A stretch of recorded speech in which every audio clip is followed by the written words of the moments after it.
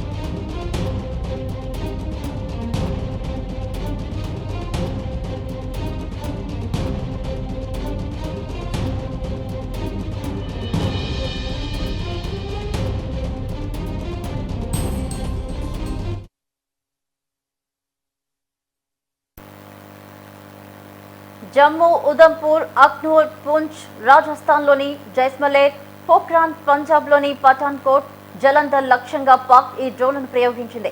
విమానాశ్రయం సహా పలు కీలక ప్రాంతాల వైపు డ్రోన్లొచ్చాయి. దీంతో ప్రజలంతా వెంటనే ఇళ్లలోకి వెళ్లిపోయారు, దుకాణాలను మూసివేశారు. గగనతల రక్షణ వ్యవస్థ ఈ డ్రోన్లను విజయవంతంగా అడ్డుకుంది, కూల్చివేసింది. జమ్మూ సిటీలో విద్యుత్ సరఫరాను అధికారులు నిలిపివేశారు. కమ్యూనికేషన్ వ్యవస్థలు మూగపోయాయి.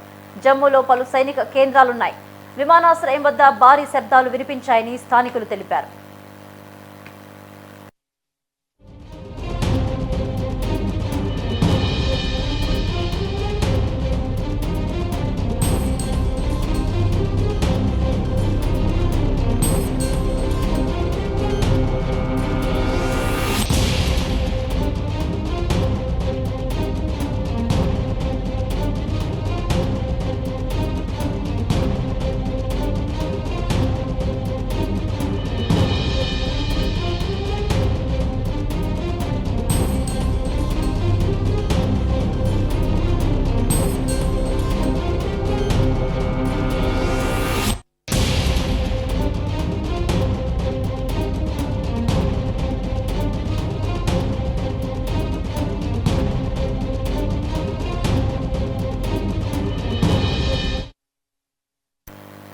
జమ్మూ యూనివర్సిటీకి సమీపంలో 2 పాక్ డ్రోన్లను భారత్ ధ్వంసం చేసింది. ఊరిలో పౌరుల నివాసాల లక్ష్యంగా పాక్ దాడులు తెగబడుతుంది. జమ్మూ కాశ్మీర్లో ఉగ్రదాడులు చేయాలని టెర్రరిస్టులకు పాక్ ఐఎస్ఐ సూచించినట్లు తెలుస్తోంది. దీంతో అనంతనాగ్లోని కాండ్రులో ఉన్న ఆయుధ డిపో వద్ద పేలుళ్లకు వారు పాల్పడ్డట్లయితే సమాచారం. మొత్తానికి భారత్ పాక్ సరిహద్దుల వల్ల ఉద్రిక్తత అక్కడ చోటు చేసుకుంది. ఉద్రిక్తత ఇదే అంశానికి సంబంధించి మనతో మాట్లాడడానికి విశ్లేషకులు మురళీ మనోహర్ గారు సిద్ధంగా ఉన్నారు. మురళీ మనోహర్ గారు నమస్తే అండి. నమస్తే మురళీ మనోహర్ గారు, చూస్తున్నాము ఆపరేషన్ సింధూర్ విజయవంతం తర్వాత ఇంకా పాక్ సరిహద్దుల్లో, ఇటు భారత్ పాక్ సరిహద్దుల్లో ఉద్రిక్తత చోటు చేసుకుంది, ఏమంటారు? పాకిస్తాన్ అంటే మేము కూడా యుద్ధంలో ఉన్నాం, మేమేం తగ్గలేదు అనేటువంటి ఒక ప్రయత్నం మొదలుపెట్టింది. అట్లాగే ఒక 15 టార్గెట్స్ వరకు పెట్టుకొని మెల్లమెల్లగా మిసైల్స్, డ్రోన్స్ను మన పైన ప్రయోగించే ప్రయత్నం చేస్తాం. అలాగే మన వాళ్ళు కూడా వీటిని మధ్యలోనే అడ్డుకోవడం, గగనతలంలోనే అడ్డుకోవడం మిసైల్స్ను. ఇలాంటి టెక్నాలజీ మన దగ్గర బలంగా ఉండడం వల్ల పెద్ద ఎత్తున వాళ్ళు విడిచిపడ్డా కూడా ప్రధాన నగరాలపైన, ముఖ్యంగా అమృత్సర్ లాంటి పెద్ద నగరాలు, లేకపోతే ఇక్కడ పంజాబ్లో కానీ, జమ్మూ కాశ్మీర్లో, రాజస్థాన్లో, ఈ 3 ప్రాంతాల్లో మనకు ఎక్కువగా వాళ్ళు టార్గెట్ చేసినట్టుగా కనిపిస్తుంది. నివాస ప్రాంతాలపైన టార్గెట్ చేయడం అనేది చాలా దారుణం. ఎందుకంటే మనం చాలా సెలెక్టివ్గా ఓన్లీ టెర్రర్, ఉగ్రవాద వీటిపైన స్థావరాలపైన మాత్రమే మనం టార్గెట్ చేస్తాం. ఆర్మీని టార్గెట్ చేయలేదు, ప్రజలనైతే అసలే టార్గెట్ చేయలేదు. కానీ ఈరోజు పాకిస్తాన్ తన నీచ బుద్ధిని బయటపెట్టుకున్నది. ముఖ్యంగా మనం మర్చిపోకూడదు ఇక్కడ ఏంటంటే, తిరిగి చొరబాటుదారులు మళ్ళా ప్రవేశించే ప్రయత్నం చేయడం, ఆ విధంగా వాళ్ళను ఉసికొల్పడము, ఈ రెండింటికి ఆ ఉగ్రవాదులకు సైన్యానికి, పాకిస్తాన్ సైన్యానికి పెద్ద తేడా లేదు. ఐఎస్ఐ మధ్యలో ఉంటుంది కనుక సైన్యము ఏమంటాము, ఆర్మీ యూనిఫామ్ వేసుకుంటే సైన్యము, యూనిఫామ్ తీసేస్తే ఉగ్రవాదు. ఇది మొన్న కొంతమంది ఉగ్రవాదులు చనిపోయినప్పుడు వాళ్ళు అంత్యక్రియలు జరుపుతున్నప్పుడు మనం కళ్ళతో చూసినటువంటి సినిమా ఇది. మొత్తం ప్రపంచం అంతా చూసింది. ఎవరు? ఆర్మీ ఆఫీసర్స్ ఉగ్రవాదుల అంత్యక్రియలో అఫీషియల్స్ గా పాల్గొంటారు, అఫీషియల్ గా పాల్గొంటారు. కనుక దెర్ ఇస్ నో డిఫరెన్స్ ఆర్మీకి. ఇక్కడ ఉగ్రవాదులు చొరబడుతున్నారు, అక్కడ పాకిస్తాన్ దాడి చేస్తుంది, ఇదంతా మనం మనం ఊహించుకుంటూ ఉంటాం. ఆ రెండు ఒకటే. టోటల్ గా ఐఎస్ఐ కానీ, ఆర్మీ కానీ, ఉగ్రవాదులు కానీ అందరూ కలెక్టివ్ గానే శత్రువులను భిన్నంగా చూపిస్తున్నారు, అమాయకంగా. ఆ విధంగా మన దేశంలో పుట్టిన ఉగ్రవాదులు వాళ్ళు ధ్వంసం చేస్తున్నారు, మాకు కూడా ఈ నష్టం ఉంది అనే ఒక ప్రెజెంటేషన్ కొరకు చేస్తున్నప్పటికీ కూడా మనకు జరుగుతున్న నష్టం చాలా తక్కువ, వాళ్ళు చేస్తున్న ప్రయత్నం చాలా గట్టిగా ఉంది. ఖచ్చితంగా సార్, మీరు చెప్తున్నట్లు పాకిస్తానీ పాపం అనంటే అది మనకు తగిలేటట్లు ఉంది. ఎందుకంటే వాళ్ళు ఉగ్రవాదాన్ని పెంచి పోషించారు. అసలు మీరు చెప్తున్నట్లు వాళ్ళు చనిపోయినప్పుడు వెళ్ళి పాల్గొనడం కానీ ఇవన్నీ చూసాం. ఇంకా పాపం అంటే వాళ్ళు రేపు ఎంతటికైనా తెగించే అవకాశాలు ఖచ్చితంగా ఉంటాయి.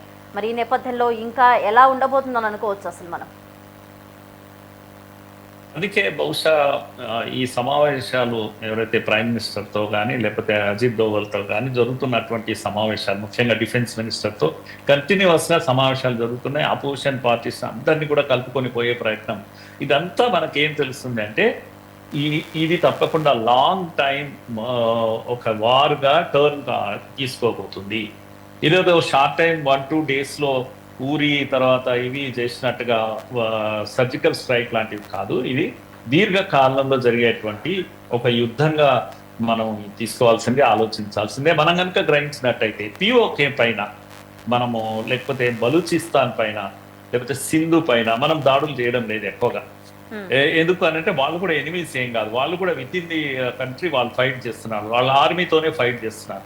మనం సెలెక్టివ్ గా ఇప్పుడు పెద్ద నగరాలు, లాహోర్ పైన, ఇస్లామాబాద్ పైన, లేకపోతే ఇలాంటి రావల్పిండి పైన దాడులు ప్రారంభించాం. కారణం ఏంటి అంటే పాకిస్తాన్తో యుద్ధం చేస్తున్నాం. పంజాబ్ పైన మనం ఎక్కువ దాడులు చేస్తున్నాం, ఎందుకంటే వాళ్ళ army head quarters, army men అంతా కూడా ఉండేది పంజాబ్ పైన. అందుకే మనం కూడా ఇప్పుడు మెల్లగా ఈ ఉగ్ర స్థావరాల పైన దాడుల తర్వాత బుధవారం రాత్రి అది చేశాము. గురువారం పాకిస్తాన్ కొద్దిగా ముందుకు కదిలింది. మన యొక్క బిగ్ సిటీస్ పైన చేస్తున్న దాడులు మనం చూస్తున్నాం. ఇప్పుడు ప్రపంచం అంతా చూసింది పాకిస్తాన్ యొక్క నీచ బుద్ధి ఇది. కనుక ఇప్పుడు వాటిని ఎక్స్పోజ్ చేస్తూ మనము దాడులు మొదలుపెట్టాం. మనం కూడా ఇవేంటివి డ్రోన్స్తో దాడి చేస్తున్నాం, మిసైల్స్తో దాడి చేస్తున్నాం. మన మిసైల్స్ చాలా బలమైనటువంటి మిసైల్స్ మనము ఉపయోగిస్తున్నాం. ఇజ్రాయిల్ నుంచి టెక్నాలజీకి ఉపయోగించిన, ఫ్రాన్స్ నుంచి రఫేల్ తెచ్చుకున్నాం, మనము అమెరికా నుంచి తెచ్చుకున్నటువంటి టెక్నాలజీ అన్నిటిని ఉపయోగిస్తున్నాం. చాలా క్యాలిక్యులేటెడ్గా దాడి చేస్తున్నాం. మనం కూడా ప్రిపేర్ అయిపోయినాం లాంగ్ టర్మ్ యుద్ధం కోసం. చివరకు పంజాబ్ ఒక్కటే మిగులుతుంది అని నిన్న వస్తున్నటువంటి మా వార్తలు ఏంటంటే, కరాచీ పోర్టు పైన విధ్వంసం చేశామనేటువంటి వార్తలు వస్తున్నాయి. కరాచీ తర్వాత అదేది ఇంకో పెద్ద పోర్టు గద్వానా, అదేదో పెద్ద పోర్టు ఉంటుంది. అది ఆ రెండు కనుక క్లోజ్ అయిపోతే వీళ్ళ యొక్క రాకపోకలన్నీ కట్ రాకపోకలన్నీ కట్ అయిపోతాయి. పాకిస్తాన్ చాలా బలహీన పడుతుంది. అయితే పైకి మేకపోతూ గంభీరం ఎంత చూపించినప్పటికీ కూడా సోషల్ మీడియాలో మాకు ఎవిడెన్స్లు దొరికాయని మాట్లాడుతుంది. ఒక ప్రైమ్ మినిస్టర్ వాళ్ళ యొక్క విదేశాంగ మంత్రి వాళ్ళు మాట్లాడుతున్నది ఏంటంటే ఎంత అంటే లో లెవెల్కి వెళ్ళిపోయారంటే సోషల్ మీడియా ఎవిడెన్స్లన్నీ బయట చెప్తూ ఇదిగో చూసారా ఇండియా మా పైన దాడి చేస్తుంది, ప్రజల పైన దాడి చేస్తుంది అని ఒక ఫాల్స్ నరేటివ్, ఫేక్ నరేటివ్ ప్రజల మందికి, ప్రపంచ దేశాలకు చూపించే ప్రయత్నం చేస్తుంది. కానీ మనం మర్చిపోకూడదు, అక్కడ రాజకీయ నాయకులు ఎవరి ప్రాణాలు వాళ్ళ చేతుల్లో లేవు, భయపడుతూ ఉన్నారు. పార్లమెంట్లో స్వయంగా ఒక పార్లమెంట్ మెంబరు ఏడుస్తాడండి, ఎవరు కాపాడాలి ఈ దేశాన్ని, అల్లా కాపాడుతాడా అనేటువంటి పద్ధతిలో ఏడుస్తాడు. అది నిజమైన పాకిస్తాన్ యొక్క బలహీనమైన పాకిస్తాన్ యొక్క స్వరూపం అది. కనుక ఈ ఆర్మీ ఆఫీసర్స్ ఎవరైతే జనరల్ మునీర్ వీళ్ళు ఉన్నారో వీళ్ళు చేస్తున్నటువంటి దుశ్చర్యలు మాత్రమే ఇవి. కనుక ఇవి లాంగ్ టర్మ్ అయ్యేటివి ఏం కావు. మనము దీర్ఘకాలిక యుద్ధానికి సిద్ధమవుతున్నాం. అందుకే కదా ప్రైమ్ మినిస్టర్ పిలిపించారు. ఎప్పుడైనా 71 తర్వాత మనం చూడలేదు. ప్రజలను కూడా యుద్ధంలో భాగస్వాములు చేశారు. ప్రజలందరూ ప్రిపేర్ అయిపోతున్నారు, డ్రిల్స్ నిర్వహిస్తున్నారు, మాక్ డ్రిల్స్ నిర్వహిస్తున్నారు. ఎందుకంటే చెప్పలేము ఏ మిసైల్ వచ్చి పడుతుందో, ఏ సిటీ పైన కూడా పడవచ్చు. పెద్ద ఇష్యూ కాదు ఇది. మనం కేవలం బార్డర్స్ లో యుద్ధం జరుగుతుంది అనుకోవడం పొరపాటు. మోడర్న్ డేస్ లో టెక్నాలజీ బాగా వచ్చిన తర్వాత మిసైల్స్ కానీ ఇవి కానీ ఎప్పుడైనా ఎక్కడికైనా రావచ్చు. మనం ప్రిపేర్ గా ఉండాలి అనేటువంటి సంకేతం మనకు వచ్చేసి. ఖచ్చితంగా సార్. మురళీ మనోహర్ గారు, ఇప్పుడు షార్ట్ బ్రేక్ తీసుకుందాము. బ్రేక్ తర్వాత మనం మళ్ళీ మాట్లాడదాం. డ్రైవ్లో షార్ట్ బ్రేక్ తీసుకుందాం.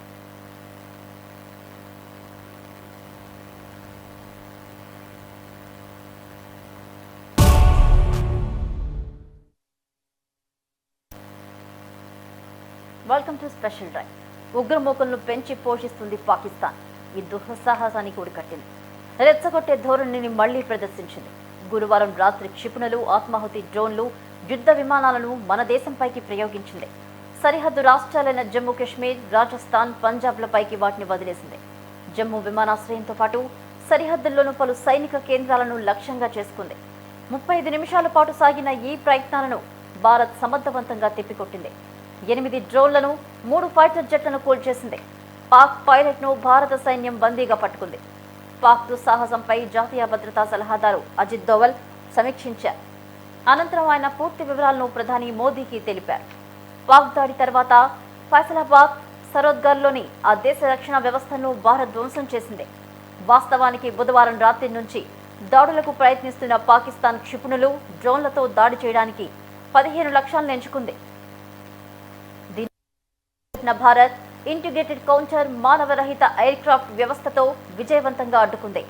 పాకిస్తాన్లోని పలు ప్రాంతాల్లో గగనతల రక్షణకు సంబంధించిన రాడార్లను, వ్యవస్థలను భారత్ గురువారం ఉదయం ధ్వంసం చేసింది. పాక్ రాజధాని నగరం ఇస్లామాబాద్లో గురువారం సైరన్ల మోత మోగింది. అదే సమయంలో ప్రధానమంత్రి షెహబాజ్ షరీఫ్ కార్యాలయంలో సమావేశం జరుగుతుండడం గమనార్హం. గురువారం రాత్రి పాక్ మళ్లీ క్షిపణులు, డ్రోన్లను ప్రయోగించింది.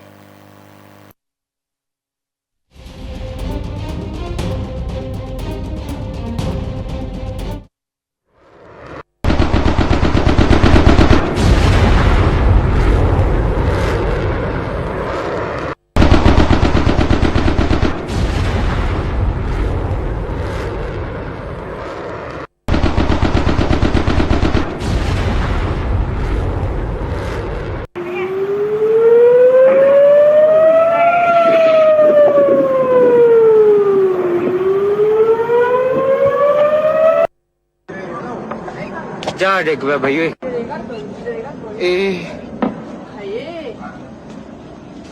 दूर तक जाना हुंदा ला ओ या कफेल की मार जी सारी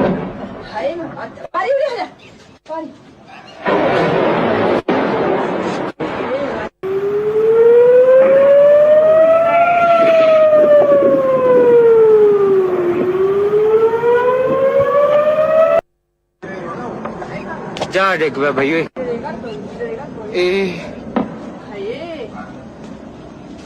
दूर तक जाना हुंदा ला ओ या कफेल की मार जी सारी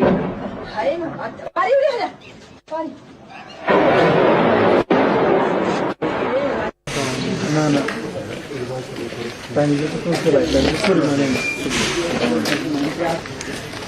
थोड़ा ऐसे थोड़ा बता दो।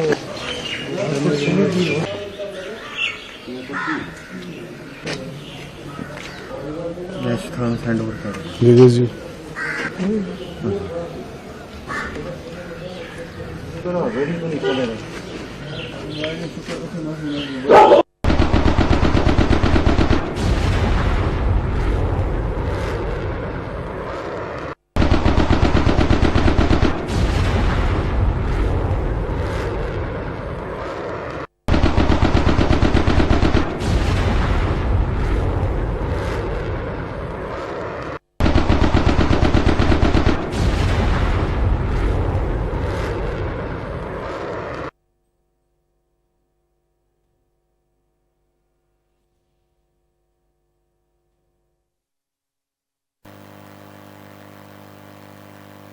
జమ్మూ, ఉధంపూర్, అఖ్నూర్, పూంచ్, రాజస్థాన్లోని జైస్మలైర్, పోఖ్రాన్, పంజాబ్లోని పఠాన్కోట్, జలంధర్ లక్ష్యంగా పాక్ ఈ డ్రోన్లను ప్రయోగించింది.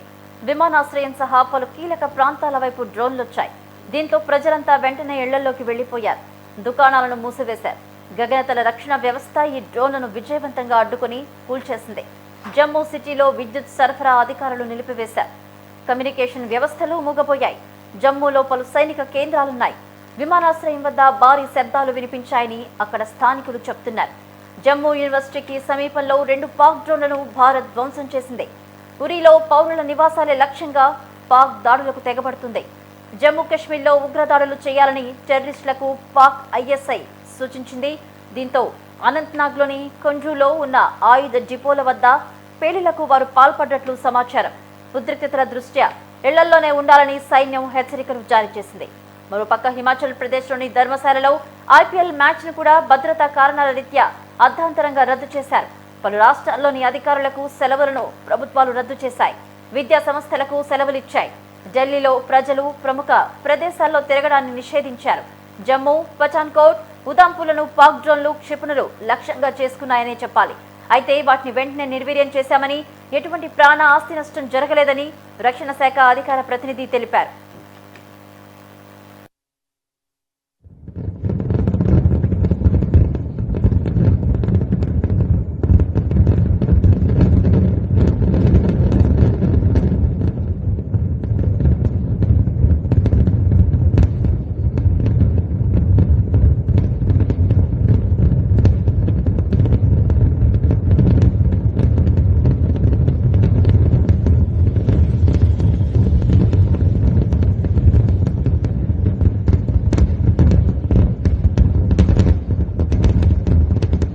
भाई ये जो रेड आप देख रहे हो ना, ये हमारे डिफेंस की है। तो आप देख रहे हो कितने सारे जा रहे हैं। ये मेन हमारी छन्नी सिटी है, जम्मू मेन में हो रहा है ये। वो देखो फुल स्केल वॉर है भाई, ये फुल स्केल वॉर है।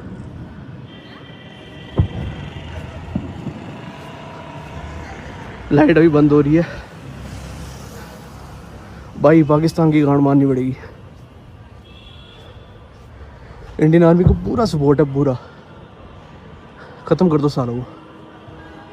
लाइट्स बंद हो गई, देखो साइड लाइट्स बंद हो रही है।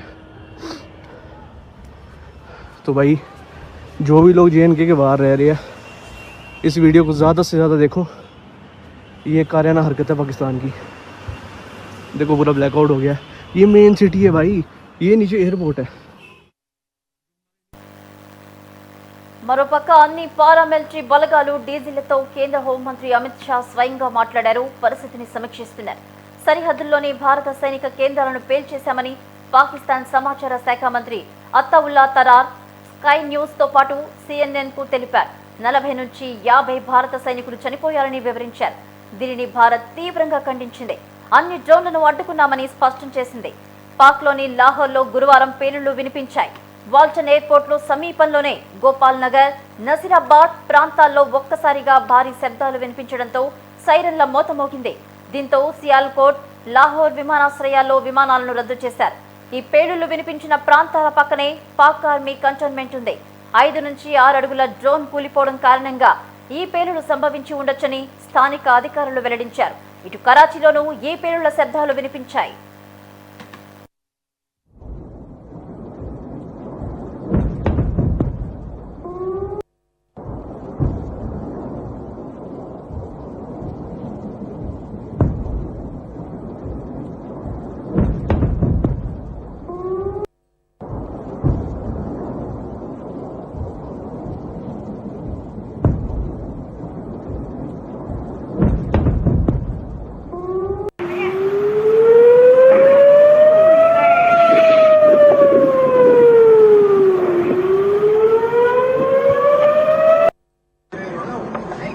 जा डेक पे भाई ए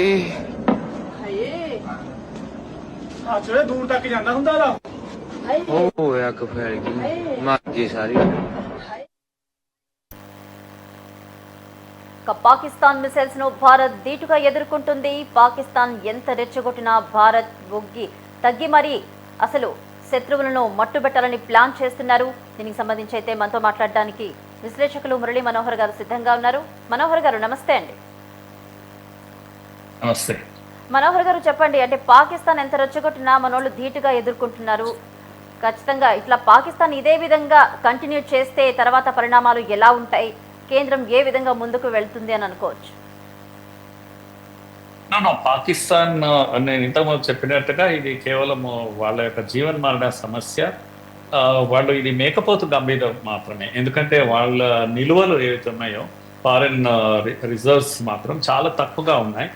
కనుక ఇప్పుడు కేవలం మన యొక్క సిటీస్ టార్గెట్గా జమ్మూ కాశ్మీర్లో, పంజాబ్లో, రాజస్థాన్లో పెద్ద సిటీస్ పైన ముక్కుమ్మడిగా ఒక్కసారి మిసైల్స్తో తర్వాత డ్రోన్స్తో దాడులు ప్రారంభించింది. మేము యుద్ధం చేయబోతున్నాం అనే ఒక బెదిరింపు లాంటి ఒక పని పాకిస్తాన్ ప్రారంభించింది. కానీ అట్ ది సేమ్ టైం మనం చూడాల్సింది, ఈరోజు పాకిస్తాన్ IMF దగ్గర బెగ్ చేస్తుంది. వరల్డ్ బ్యాంక్ ముందు వెళ్ళి కూర్చున్నది, మీరు డబ్బులు ఇవ్వకపోతే మేము బ్రతకడం చాలా కష్టమని. కనుక ఓ రకంగా భిక్షాటన చేస్తూ ఉంది.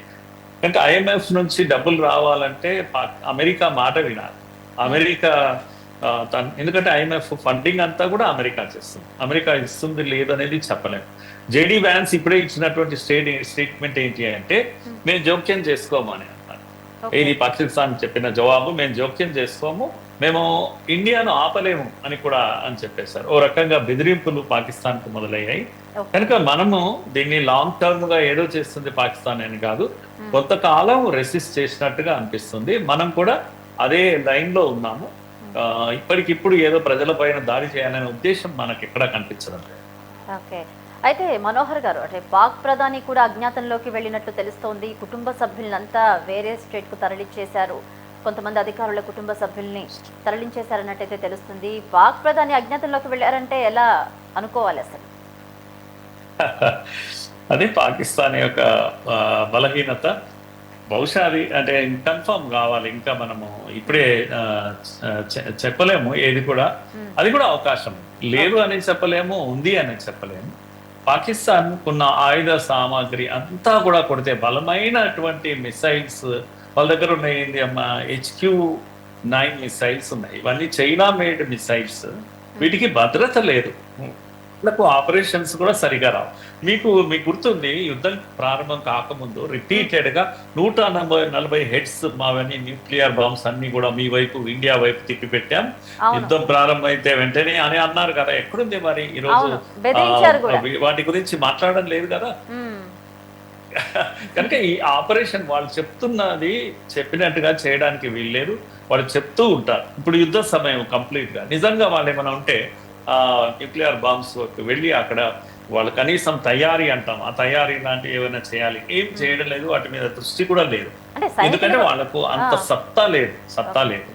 కనుక వీళ్ళు ఇప్పుడు నిన్న రాత్రి నుంచి సుమారుగా ముఖ్యంగా జమ్మూ కాశ్మీర్లో కాశ్మీర్ యూనివర్సిటీ పైన ఇంకా 2-3 సాంబా అనేటువంటి ప్లేస్ లో ఇప్పుడే బ్రేకింగ్ న్యూస్ ఏంటి అంటే పెద్ద ఎత్తున వీళ్ళు టెర్రరిస్ట్ గ్రూపులన్నీ కూడా చొరబడడానికి ప్రయత్నం చేస్తే బిగ్ ఇన్ నంబర్ వాళ్ళను మట్టు పెట్టారు మన జవాన్లు, ఆర్మీ జవాన్లు. కానీ సంఖ్య ఇంకా ఇప్పటికీ మనకు ఉద్ధంపూర్, సాంబా లాంటి ప్లేసెస్ జమ్మూ కాశ్మీర్ బార్డర్ లో పెద్ద ఎత్తున టెర్రర్ గ్రూప్స్ ను మన వాళ్ళు అటాక్ చేశారు, మట్టు పెట్టారు. నంబర్ ఒక్కటే బాకీ ఉంది, అంతే. నంబర్ తెలియాలి అంతే. కనుక చావు దెబ్బతీస్తున్నారు చొరబాటుదారులు ఎవరైనా ప్రయత్నం చేస్తే. అంటే చొరబాటుదారులన్నా ఇంతకుముందు చెప్పినట్టుగా వాళ్ళంతా కూడా ఆర్మీ జవాన్లే, వాళ్ళంతా కూడా ట్రైన్డ్ ఆర్మీ జవాన్లు. అందుకే మనము వాళ్ళ ఆయుధ సామాగ్రి, వాళ్ళ సత్తా కనుక చూసినట్టయితే మహా అంటే వాళ్ళ దగ్గర జెట్ ఫైటర్స్ ఏవి ఉన్నాయి, F-16 ఉన్నాయి. F-16 అమెరికా నుంచి కొన్నే ఉన్నాయి, చాలా కాస్ట్లీ కానీ తక్కువ ఉన్నాయి. అలాగే JF-17 ఏవైతే ఉన్నాయి ఇవి చైనా మేడ్, అలా ఈజీగా బ్రేక్ అయిపోతున్నాయి. మన యొక్క మిసైల్స్, ఆకాశ్ లాంటి మిసైల్స్ మనం వాడుతున్నాము, వాటి దెబ్బకు అవి తట్టుకోలేకపోతున్నాయి, కింద పడిపోతున్నాయి. కనుక ఈ రకంగా చైనా అవమానానికి ఫీల్ అవుతా ఉంది. పాకిస్తాన్ కు రిపీటెడ్ గా చెప్తుంది మీరు వాడకండి అనే విషయాన్ని కూడా చెప్తుంది. ఓకే. ఈ విధంగా పరుగు పోతున్నది, అమెరికాది పోతుంది, చైనా పోతుంది. ఎందుకంటే మనం దాడులు చేస్తున్నాం. మనకు వరమంతా వచ్చింది ఏంటంటే S-400 ఏదైతే ఇంటర్సెప్టర్ అంటే మిసైల్స్ ను అడ్డుకునే శక్తి దానికి ఉంది. కనుక మనకు సుదర్శన చక్రం అని కూడా అంటున్నారు. ఎక్కడెక్కడ మిసైల్స్ వస్తున్నాయి పెద్ద ఎత్తున, వందలాది మిసైల్స్ పాకిస్తాన్ రాత్రి ప్రయోగించింది నగరాల పైన. కానీ ఒక్కటి కూడా భూమిపైకి చేరకుండా ఆపగలిగే సత్తా మనకుంది. అది S-400 వల్ల సాధ్యమైంది. అలాంటి మోడర్న్ వెపన్స్ తో మనం నిలబడ్డాం ఈరోజు. కనుక పాకిస్తాన్ ఇంకా 2 days కన్నా నేను అనుకుంటాను ఈ దాడులు కంటిన్యూ చేయలేదమ్మా నాకు అనిపిస్తుంది. మీరు అన్నట్టు ప్రైమ్ మినిస్టర్ కానీ లేకపోతే ఇతరత్ర పెద్దవాళ్ళు అధికారులు కూడా ఎక్కడెక్కడ పారిపోతారో తెలియకుండా ఉంది. బలూచిస్తాన్ ఇంకో వైపు తిరగబడతా ఉంది. అదే అనుకోతున్నాం ఖచ్చితంగా బలూచిస్తాన్ కూడా పాక్ పైన కక్షతోనే ఉన్నట్లు తెలుస్తుంది. భారత్ సాయం కోరుతున్నట్లుగా కూడా తెలుస్తుంది అనుకోవచ్చా? సాయం కోరుతోంది నేను అనుకుంటున్నాను. సాయం కోరకుండానే సహాయం అందుతూ ఉంటుంది అని కూడా నేను అనుకుంటున్నాను. ఎందుకంటే బలూచిస్తాన్ తిరగబడుతున్న తీరు చూస్తే 15 మంది జవాన్లను తీసుకొస్తున్న ఒక ఆర్మీ ట్రక్ ను మందుపాత్ర పెట్టి లేపేశారు. ఒక్కసారి శవాలు ఎగిరిపడ్డ బాడీస్ మనకు కనపడ్డాయి. అటువంటి వీడియోస్ అన్ని బలూచిస్తాన్ నుంచి బయటకు వస్తా ఉన్నాయి. కనుక ముప్పేట దాడి అంటాం పాకిస్తాన్ కు. బలూచిస్తాన్ లో తిరుగుబాటు, ఆఫ్ఘనిస్తాన్ బార్డర్ లో తిరుగుబాటు, ఇవన్నీ కూడా ముప్పేట దాడి ఒక్కసారి మొదలైపోయింది. పాకిస్తాన్ తట్టుకోలేదు పాపం. ప్రారంభించడం ఎప్పుడైనా సరే పాకిస్తాన్ కు చరిత్ర అయిందంటే ఇలాంటి యుద్ధ వాతావరణాన్ని, యుద్ధాన్ని ప్రారంభిస్తుంది కానీ దాన్ని ఎండింగ్ చేయడం తన చేతిలో ఉంటుంది. దాన్ని కంక్లూడ్ చేయడం మాత్రం పూర్తిగా భారత్ చేతిలోనే ఉంటుంది. మన దయా దాక్షిణ్యాల పైనే యుద్ధ విరమణ అనేది జరుగుతుంది. కనుక డీఎస్కలేషన్ అని అంటాము. అంటే యుద్ధ విరమణ వైపు లేకపోతే రెచ్చగొట్టే చర్యలు ఆపుకోవడం లాంటివి ఇతర దేశాల నుంచి ఒత్తిడి వస్తూ ఉంది ఎవరిపైన, పాకిస్తాన్ పైన. పాకిస్తాన్ ఏమంటుందంటే మరి మాకు లోన్స్ ఇవ్వండి, మాకు డబ్బులు కావాలి అని అడుగుతుంది. ఒక రకంగా బ్లాక్ మెయిల్ పద్ధతిలో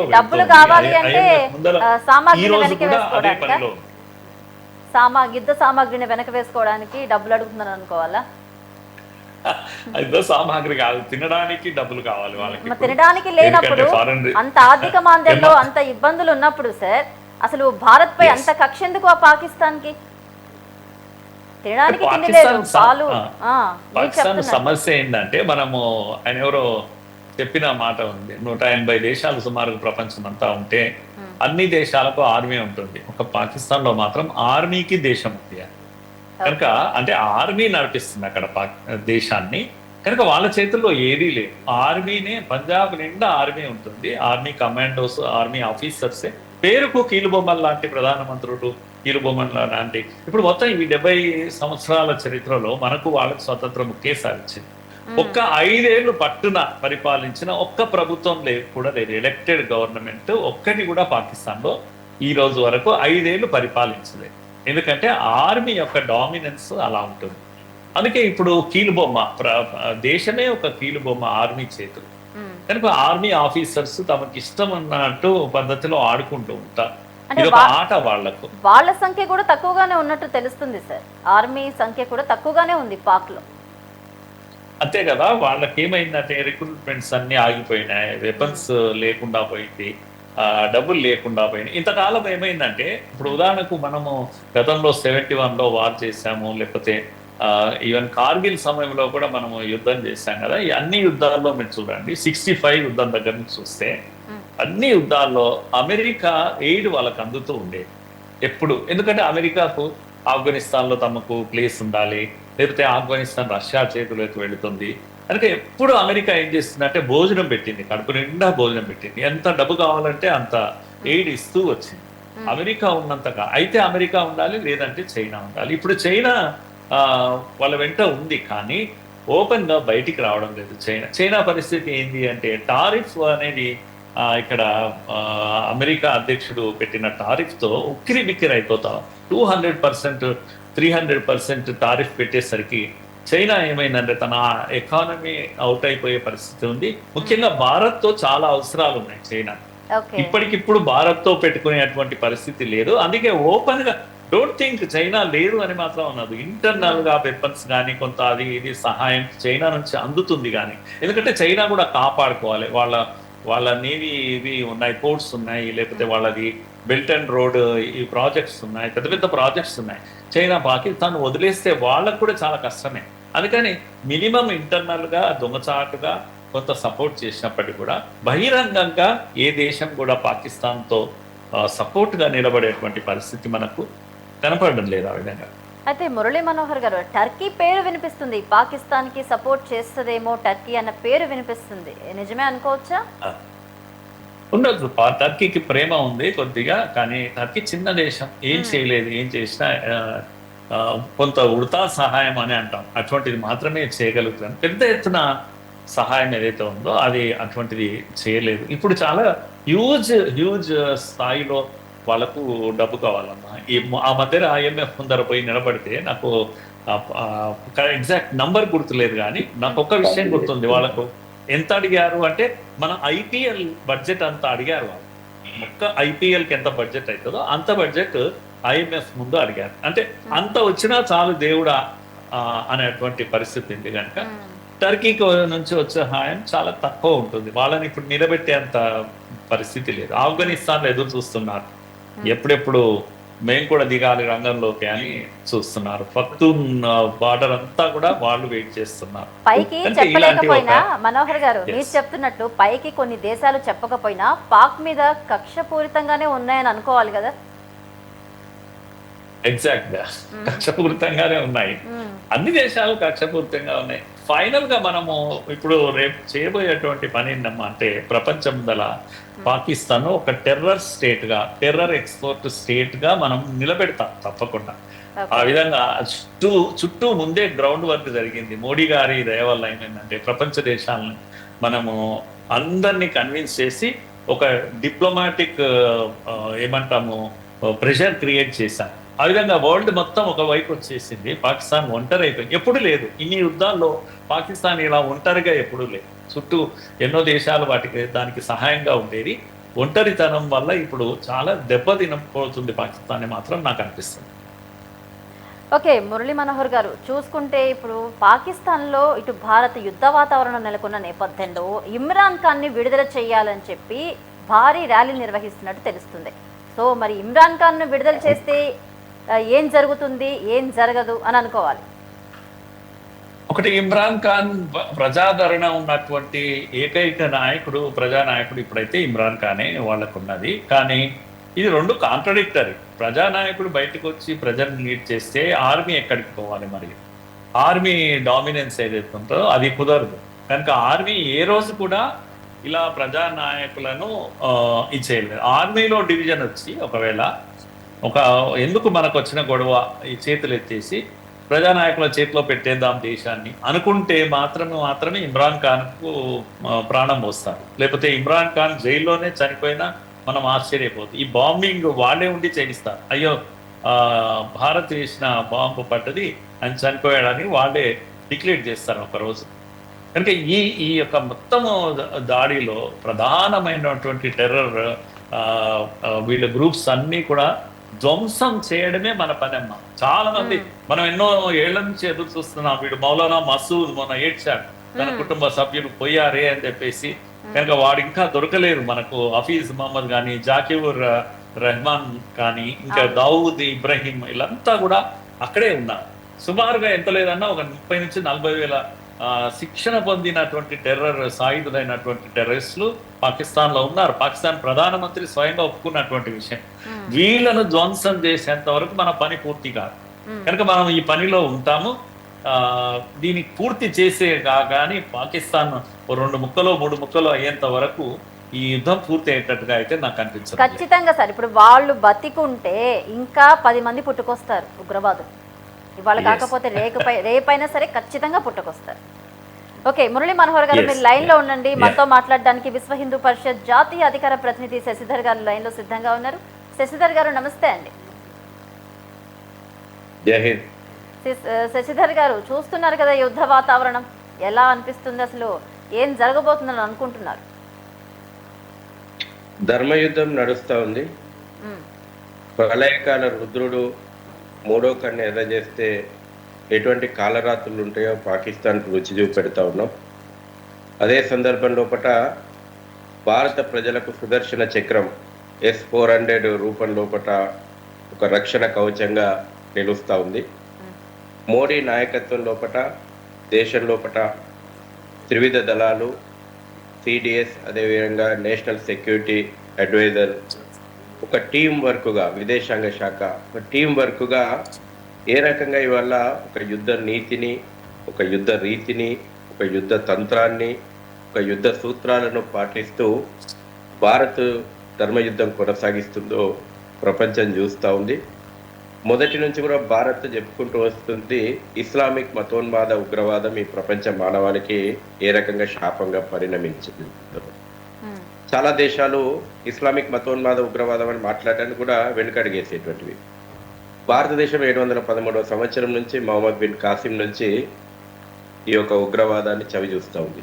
9/11 అటాక్స్ అమెరికా మీద జరిగిన తర్వాత అప్పుడు అమెరికా కళ్ళు తెరుచుకుంది ఇస్లామిక్ ఉగ్రవాదం ఏ రకమైన ప్రమాదం. అప్పటి నుంచి అమెరికా కూడా ఇస్లామిక్ ఉగ్రవాదం అనే పదాన్ని వాడుకుంటూ వస్తూ ఉంది.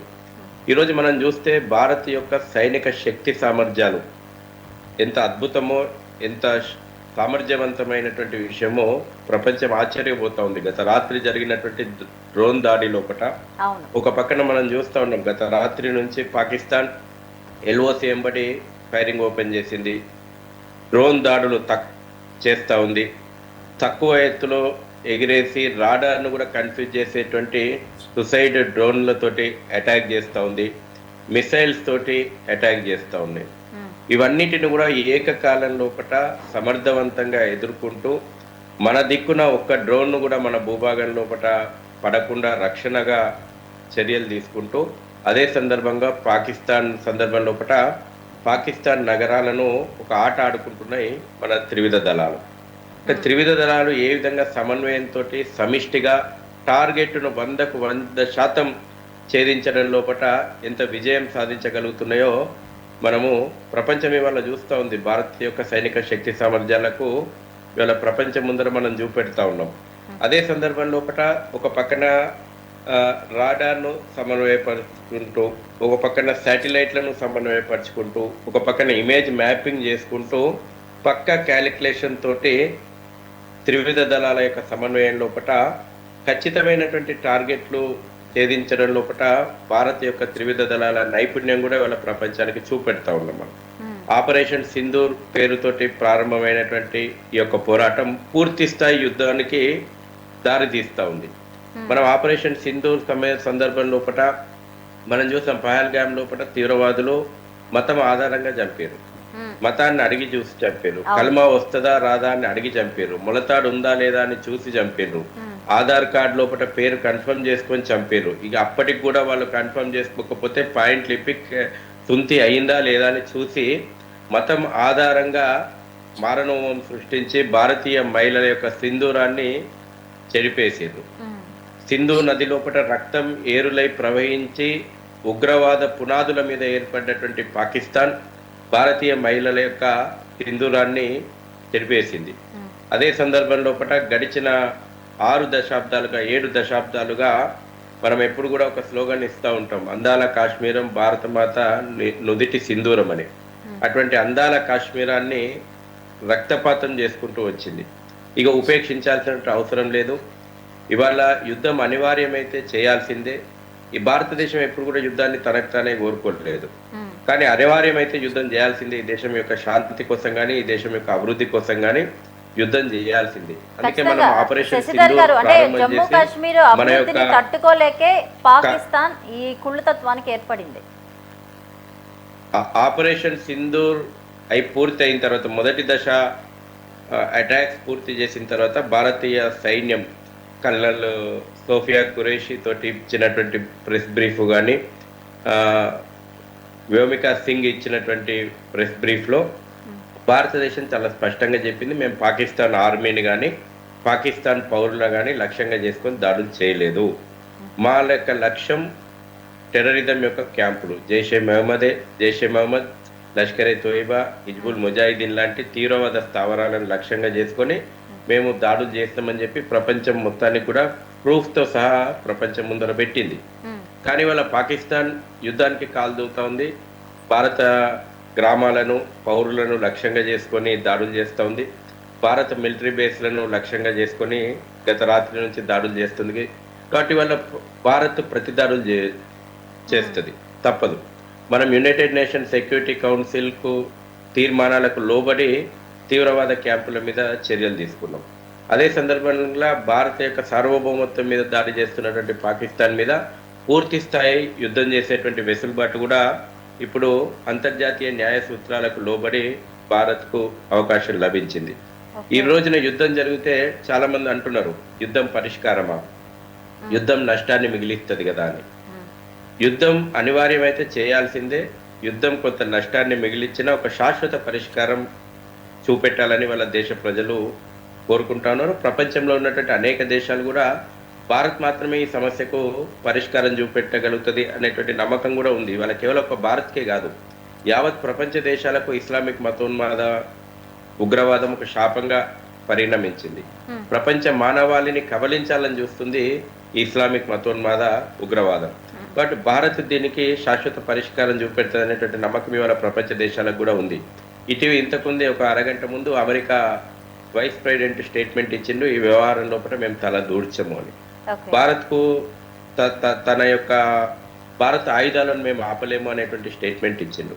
గతంలో మనం అమెరికా ఎన్నికలప్పుడు కూడా డొనాల్డ్ ట్రంప్ ఇచ్చినటువంటి స్టేట్మెంట్ మనకు తెలుసు. ఎన్నికల ప్రచారం లోపల విలేకరుల సమావేశం లోపల మోడీకి ఏమైనా మధ్యవర్తిత్వం చేయాలని అడిగితే ఈ విషయాన్ని ఎట్లా డీల్ చేయాలో మాకు తెలుసు అని చెప్పేసి మోడీ నిక్కచ్చిగా చెప్పిండని. ఈ రోజున ఈ దేశం లోపల ఒక పొలిటికల్ విల్ ఉంది, ఒక మిలిటరీ పవర్ తోడైంది. కాబట్టి ఖచ్చితంగా దీనికి ఒక శాశ్వతమైనటువంటి పరిష్కారం ఇప్పుడు ఈ ఆపరేషన్ సింధూర్ ద్వారా వస్తుందనేటువంటి నమ్మకం, విశ్వాసం దేశ ప్రజల లోపల ప్రపంచవ్యాప్తంగా అందరికి కూడా ఉంది. ఖచ్చితంగా పిఓకేను మనం క్లెయిమ్ చేసుకోబోతా ఉన్నాం ఒకవేళ పూర్తి స్థాయి యుద్ధం చేయాల్సి వస్తే. నిన్నటి వరకు పూర్తి స్థాయి యుద్ధానికి మనం కాలు దువ్వలేదు, ఇవాళ కాలు దువ్వింది పాకిస్తాన్. పూర్తి స్థాయి యుద్ధం వస్తే మన లక్ష్యం చాలా స్పష్టంగా ఉంది, పిఓకేని మనం క్లెయిమ్ చేయబోతా ఉన్నాం. అదేవిధంగా 1971 తర్వాత మొదటిసారి కరాచీ పోర్టు మీద మన యొక్క నావికా దళం దాడి చేసింది. 1900 అప్పుడు ఏదో రకంగా పాకిస్తాన్ ముక్కలైందో ఈ రోజు కూడా పాకిస్తాన్ అవసరం అనుకుంటే ముక్కలు కాబోతా ఉంది. ఇది అక్కడ ఉన్నటువంటి బలూచ్ లిబరేషన్ ఆర్మీ ఈపాటికే స్వాతంత్రాన్ని ప్రకటించుకుంది. ఈరోజు పాకిస్తాన్ లోపల ఒక పొలిటికల్ విల్ లేదు, ఒక మిలిటరీ సామర్థ్యం లేదు. యుద్ధాన్ని పాకిస్తాన్ చేయను లేదు, యుద్ధాన్ని పాకిస్తాన్ ఆపను లేదు. ఆ పరిస్థితి లోపలికి పాకిస్తాన్ నెట్టివేయబడింది. పాలస్తీనా ఐఎస్ఐ కుట్రలేందో ఇవాళ బట్టబయలైంది. అంటే డ్రోన్ దాడి, గత రాత్రి జరిగినటువంటి డ్రోన్ దాడి హమాస్ తరహా లోపల డ్రోన్ దాడి చేయాలని 3 నెలల క్రితం ప్రణాళిక రచించారు అనేటువంటి విషయము భారత్ ఆధారాలతో సహా ఇవాళ ప్రపంచ దేశాల ముందర పెట్టింది. ఇవాళ పహల్గామ్ లో జరిగినటువంటి దాడికి సంబంధించినటువంటి ఆధారాలను ప్రపంచ దేశం ముందర పెట్టింది. ఏ విధంగా పాకిస్తాన్ పౌరులను కానీ పాకిస్తాన్ మిలిటరీని కానీ లక్ష్యంగా చేసుకొని దాడులు చేయకుండా కేవలం తీవ్రవాద స్థావరాలను మాత్రమే లక్ష్యంగా చేసుకొని భారత్ దాడి చేసినటువంటి విషయాలను కూడా ప్రూఫ్తో సహా ప్రపంచ దేశాల ముందర పెట్టింది. కాబట్టి అలా తప్పని పరిస్థితి లోపల ప్రపంచ దేశాలన్నీ కూడా భారత్ సమర్థించాల్సినటువంటి పరిస్థితి ఉంది. ఇది భారత విదేశాంగ విధానం సాధించినటువంటి ఒక గొప్పనైనటువంటి విజయము.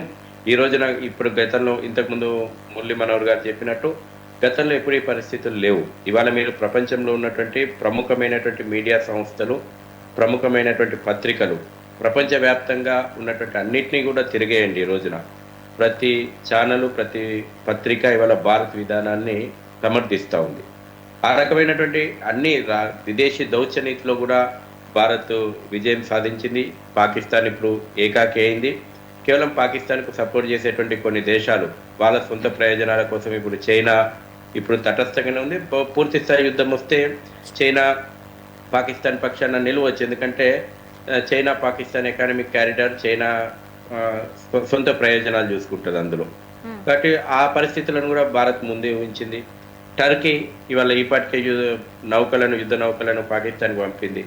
ఈ మతం ఎంత ఉన్మాదమో ఇవాళ కొన్ని దేశాలను చూస్తే మనకు అర్థమవుతుంది. ఇటీవల భూకంపం వస్తే మనము మానవతా సహాయం కింద టర్కీకి మందులు, ఆహారం పంపినాం. కానీ వాళ్ళకి ఇవాళ ఆ మానవత్వం గుర్తుకు రాలేదు. ఇస్లామిక్ మతోన్మాదమే వాళ్ళకి ప్రధానమైంది. ఇవాళ టర్కీ దానికి ఒక ఉదాహరణ. బంగ్లాదేశ్ ఏర్పాటు లోపల భారతీయ సైనికులు రక్తం చిందించారు. కానీ వాళ్ళ బంగ్లాదేశ్ ఆ కృతజ్ఞతను కూడా మరిచి పాకిస్తాన్ బాట పట్టింది. ఇవాళ భారత్ పైన కయానికి దూతుంది. వాళ్ళకి మతం ఉన్మాదమే మొదటి ప్రాధాన్యత అయింది. కాబట్టి ఇటువంటి పరిస్థితులను కూడా కెనడా రోల్ ఏముండబోతుంది, బంగ్లాదేశ్ రోల్ ఏముండబోతుంది, టర్కీ రోల్ ఏముండబోతుంది, ఇవన్నిటి విషయాలను కూడా భారత్ ముందే ఊహించింది. పూర్తి స్థాయి యుద్ధానికి భారత్ సన్నద్ధమైంది. కేవలం మనం మొదట్లో లక్షితమైనటువంటి టార్గెట్లను మనం కొట్టినా అవసరం అనుకుంటే పూర్తి స్థాయి యుద్ధానికి కూడా అటు త్రివిధ దళాలే సన్నద్ధం కాలేదు, దేశ ప్రజలను కూడా భారత ప్రభుత్వం సన్నద్ధం చేసింది. ఇవాళ మనము మన ప్రధానమంత్రి గారు, అదేవిధంగా మోడీ గారు, national security adviser Ajit Doval గారు, త్రివిధ దళాలు ఏ రకంగా ఒక సమన్వయంతో సుదర్శన చక్రాన్ని అడ్డుపెట్టి మనను గత రాత్రి మనం అందరం ఇవాళ ప్రశాంతంగా నిద్రపోయడం ఇవాళ మన యొక్క సైనికుల త్యాగాలు, మన యొక్క సైనికుల యొక్క సమయస్ఫూర్తి, మన సైనికుల యొక్క శక్తి సామర్థ్యాలు ఈ దేశంలో ఉన్నటువంటి 140 కోట్ల మంది ప్రశాంతంగా మనం గత రాత్రి నిద్రపోయినాం. అదే శక్తి సామర్థ్యాలు పాకిస్తాన్ కాలరాత్రిని చూపెడతా ఉన్నాయి. కాబట్టి ఏదేమైనా యుద్ధం పూర్తి స్థాయి యుద్ధం ఈసారి వస్తే ఇది గతంలో మాదిరిగా దీర్ఘకాలికమైనటువంటి యుద్ధంగా ఉండదు. షార్ట్ పీరియడ్ లోపల అత్యంత తక్కువ సమయం లోపటే భారత్ తన యొక్క లక్ష్యాన్ని పూర్తి చేయబోతుంది. ప్రపంచ పటం లోపల పాకిస్తాన్ ఏదైతే ఉగ్ర దేశం, ఇవాళ పాకిస్తాన్లో ఉగ్ర మూకలు ఉన్నాయనేటటువంటి ఒక విషయం అయితే పాకిస్తానే ఉగ్ర దేశం. పాకిస్తాను హిందూ ద్వేషంతో ఏర్పడినటువంటి దేశం పాకిస్తాన్. ఇవాళ మనం పాకిస్తాన్కు అవసరానికంటే మించి సారవంతమైనటువంటి నేల ఇచ్చినాం. మనం ఈ దేశం స్వాతంత్రం వచ్చిన రోజున 3 ముక్కలైంది, మతం ఆధారంగా అయింది. ఇవాళ కూడా పాకిస్తాన్ అనేక సార్లు మనకు మీద కాలు దువ్వినా మనం మన ప్రయోజనాలను కూడా వదులుకొని నీళ్లు ఇచ్చినాం సింధు నది నుంచి పాకిస్తాన్ ప్రజల కోసం. అదే సందర్భంలో కూడా మనం గోధుమ పిండి పంపకపోతే వాళ్ళ పాకిస్తాన్కు తిండి లేదు. అనేక సందర్భాల్లో కూడా మనం స్నేహహస్తం ఇచ్చినాం. కానీ ఎప్పటికీ పాకిస్తాన్ భారత్ తోటి యుద్ధమే కోరుకుంటుంది. కాబట్టి ఈసారి మోడీ నాయకత్వంలో కూడా దీనికి ఒక శాశ్వతమైనటువంటి పరిష్కారం లభించబోతుంది. ఇక ఉపేక్షించేది లేదు. ప్రళయ రుద్రకారుడు మూడో కన్ను తెరిచిండు. సుదర్శన చక్రం మనకు రక్షణగా ఉంది. ఈ సందర్భంగా మహనీయుడు అబ్దుల్ కలాం గారిని మనం స్మరించుకోవాలా. ఐఎన్ఎస్ విక్రాంత్ నుంచి బ్రహ్మోస్ తన ప్రతాపం చూపెడతా ఉంది. ఆకాష్, అగ్ని, పృథ్వీ, నాగ్, త్రిశూల్ మహాభారతం లోపల ఎన్ని అయితే మనకు ఆయుధ సంపత్తిని వాటి యొక్క సామర్థ్యాన్ని మనం పొగిడినామో ఈ రోజు కూడా మన ఆయుధ సామాగ్రి బ్రహ్మోస్, ఆకాష్, అగ్ని, పృథ్వీ, నాగ్, త్రిశూల్ రూపం లోపల తయారీగా ఉన్నాయి. ఇవాళ చైనా ఆయుధం ఎంత పేలవంగా ఉంటుందో ఇవాళ చైనా భయపడతా ఉంది. దీర్ఘకాలిక యుద్ధం అయితే చైనా, ఎందుకంటే పాకిస్తాన్ ఉపయోగిస్తుందని కూడా చైనా మేడు మిజైల్స్ ఎక్కువ ఉంటాయి. తమ యొక్క ఆయుధాలు ఎంత పేలవంగా ఉంటాయో ఇవాళ ప్రపంచానికి తెలిసి వస్తుంది. మా యొక్క మార్కెట్ పోతుంది అనే భయం కూడా చైనాకు ఆల్రెడీ పట్టింది. ఆ భయం. అదే సందర్భంలో మన ఆయుధ సంపత్తి ఏ రకమైనటువంటి 100కు 100% టార్గెట్ని ఎట్లా రీచ్ అవుతున్నామో మనం ఈ సందర్భంగా ప్రపంచం చూస్తూ ఉంది. మన యొక్క శక్తి సామర్థ్యాలను గుర్తిస్తూ ఉంది. ఇదే సందర్భంలో రీసెర్చ్ అండ్ అనాలిసిస్ వింగ్ యొక్క సేవలను కూడా మనం స్మరించుకోవాల్సిన అవసరం ఉంది. మనం రాత్రికి రాత్రి అత్యంత తక్కువ సమయం లోపల మనం లక్ష్యాలను ఛేదించడం లోపల అక్కడ కూడా ప్రాణాలకు తెగించి పనిచేస్తున్నటువంటి సేవలను కూడా దేశ ప్రజలు స్మరించుకోవాల్సిన అవసరం ఉంది. ఈ సందర్భంగా ఒక విషయాన్ని నేను గుర్తు చేయదలుచుకున్నా. రాష్ట్ర ప్రభుత్వాలు ఓటు బ్యాంకు రాజకీయాలను పక్కన పెట్టి దేశ అంతర్గత భద్రత విషయం లోపల చేయాల్సినటువంటి పనులు చేయండి. ఇవాళ న్యూక్లియర్ బాంబుతోటి మనకు వచ్చినటువంటి నష్టమేం లేదు. న్యూక్లియర్ బాంబు పాకిస్తాన్ దగ్గర ఉన్నటువంటి న్యూక్లియర్ బాంబులను ఎట్లా నిర్వీర్యం చేయాలి, వాటిని తోటి ఎట్లా డీల్ చేయాలో త్రివిధ దళాలకు తెలుసు. ఇక్కడ ఈ దేశంలో ఉన్నటువంటి మానవ బాంబులతోటి ఎట్లా డీల్ చేయాలో ఈ దేశ అంతర్గత భద్రత మదర్సాల మీద నిఘా పెట్టండి. మదర్సాల యొక్క యాక్టివిటీస్ మీద నిఘా పెట్టండి. రోహింగ్యా, బంగ్లాదేశ్, పాకిస్తాన్ అక్రమ చొరబాటుదారులను వెంటనే అరెస్టులు చేయండి. మీ ఓటు బ్యాంకు రాజకీయాలు పక్కన పెట్టి ఇవాళ రాష్ట్ర ప్రభుత్వం, ముఖ్యంగా తెలంగాణ ప్రభుత్వాన్ని నేను విజ్ఞప్తి చేస్తున్నా. డిఆర్డిఓ, డిఆర్డిఎల్ పక్కనే దేశ రక్షణ ఆయుధ సంపత్తిని ఉత్పత్తి చేసేటువంటి డిఆర్డిఓ, డిఆర్డిఎల్ పక్కనే ఇవాళ రోహింగ్యా, బంగ్లాదేశ్, పాకిస్తాన్ కాలనీలు వెలిసినాయి. కాబట్టి రాబోయే రోజుల్లో యుద్ధం పూర్తి స్థాయి యుద్ధం అయినప్పుడు ఈ యొక్క దేశ వ్యతిరేక శక్తులు అంతర్గతమైనటువంటి అలజడులు సృష్టించేటువంటి ప్రయత్నం చేస్తారు. కాబట్టి వెంటనే బంగ్లాదేశ్, రోహింగ్యా, పాకిస్తాన్ ముస్లింలను అరెస్ట్ చేసి తగు చర్యలు తీసుకోవాలని చెప్పేసి రాష్ట్ర ప్రభుత్వాలను విజ్ఞప్తి చేస్తా ఉన్నాం. అయితే శశిధర్ గారు మీరు లైన్లో ఉండండి. మురళీ మనోహర్ గారు, అంటే చండీగఢ్లో కూడా అక్కడ సైరన్ మోగించినట్లు తెలుస్తుంది మనకి. బ్రేకింగ్ అంటే ఈ నేపథ్యంలో సరిహద్దుల్లోనే కాదు లోపల కూడా చాలా అలర్ట్ ఉండాలి, అందరూ పౌరులు ఇళ్లలోనే ఉండాలి, బయటికి రావద్దని చెప్తున్నారు. సో ఇంకెంత జాగ్రత్తలు తీసుకోవాలి మనం? అవునవును, నేను ఇంతకు ముందు చెప్పినట్టుగా ఇప్పుడు ఈవెన్ హైదరాబాద్ లో కూడా బార్డర్ స్టేట్సే కాదు, దేశం అంతా కూడా భారత్ అంతా కూడా అలర్ట్ గా ఉండాలి. ప్రజలను ప్రిపేర్ చేస్తున్నదే దానికోసం. ఎందుకంటే ఈ మోడర్న్ డే యుద్ధాలు అనేటివి మనుషులతో చేసే యుద్ధాలు కాదు. మనుషులతో చేసే యుద్ధాలు అయితే బార్డర్ వరకే వస్తారు, వాళ్ళు ప్రయాణం ఎంత దూరం చేయగలుగుతారో అక్కడే యుద్ధం చేస్తారు.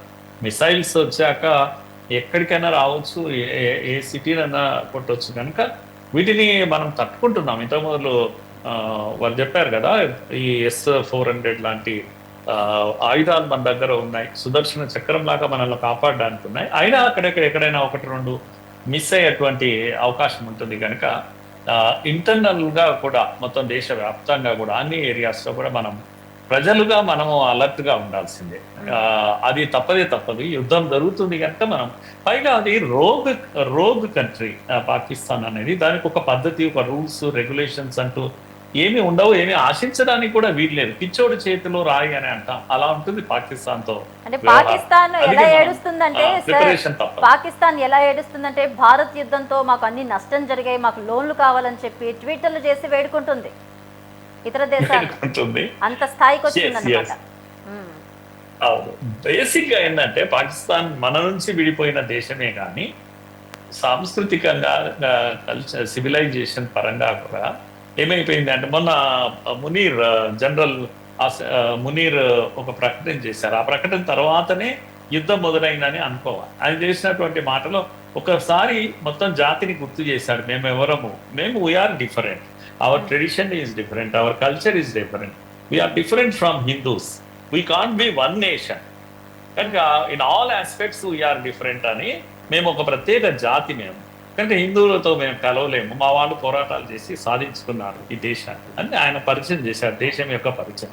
అందుకే పాకిస్తాన్ ఎప్పటికప్పుడు ఎక్కడ దాచుకోవడం లేదు తన పరిచయాన్ని. అది ఒక మత సంబంధమైన దేశం, కరడుగట్టిన మతతత్వ దేశము, ఉగ్రవాద దేశంగా ఇప్పుడు మారిపోయింది.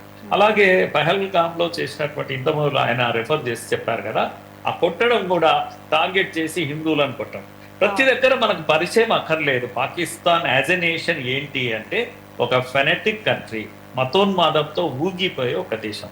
మనము ప్రతి దగ్గర మన పరిచయం వేరే, మనం కల్చరల్ గా ఎవాల్వ్ అయినటువంటి దేశం, మన యొక్క సివిలైజేషన్ వేరే. ఇంక్లూజివ్ కల్చర్ అని అంటాం, అంటే అందరినీ కలుపుకుపోయేటువంటి ఒక సాంస్కృతిక దేశంగా మనం ఎదిగాం. ఇది మనం గుర్తించాలి. మరి మేము రెండు జాతులుగా ఒక జాతిగా ఉండలేము, ద్విజాతి సిద్ధాంతం అని చెప్తూ మేము విడిపోయాము అన్నారు. అలాంటప్పుడు భారత్ మొత్తం ఇప్పుడు ఒక జాతిగా మనం ఉన్నామా, ఇది ప్రశ్న. మునీర్ చెప్పినటువంటి మాటను నేను కూడా మనం ఏకీభవిస్తూ నేనేమంటున్నా అంటే, ఆయన చెప్పాడు ఒక జాతిగా మేము విడిపోయాము, మీతో కలవలేమని. మిగిలిన దేశంలో ఉన్న వాళ్ళందరము మనం ఒక జాతిగా ఉంటున్నామా, ఇది మనము వేసుకోవాల్సినటువంటి ప్రశ్న. అందుకే మనము ఎక్కడికక్కడ మన ఇమేజ్ చూడండి. ఉదాహరణకు యుద్ధం జరిగింది మొన్న, బుధవారం రాత్రి మనం దాడులు చేశాం 9 స్థలాల్లో.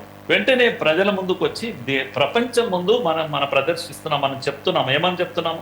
విక్రమ్ మిశ్రా మన యొక్క ఫారిన్ సెక్రటరీ మధ్యలో కూర్చున్నాడు, ఇంకొక వైపు వ్యోమికా సింగ్ వింగ్ కమాండర్ ఒకవైపు కూర్చున్నది, అట్లాగే సోఫియా ఖురేషి కల్నల్ సోఫియా ఖురేషి ఇంకో వైపు కూర్చున్నది. ఖురేషి ఒక ముస్లిం మహిళ, ఆర్మీ ఆఫీసర్, భూమికా సింగ్ ఒక సిక్ సంబంధించినట్టు ఉమెన్, అలాగే మిశ్రా ఒక హిందూ యువకుడు మధ్యలో కూర్చున్నారు.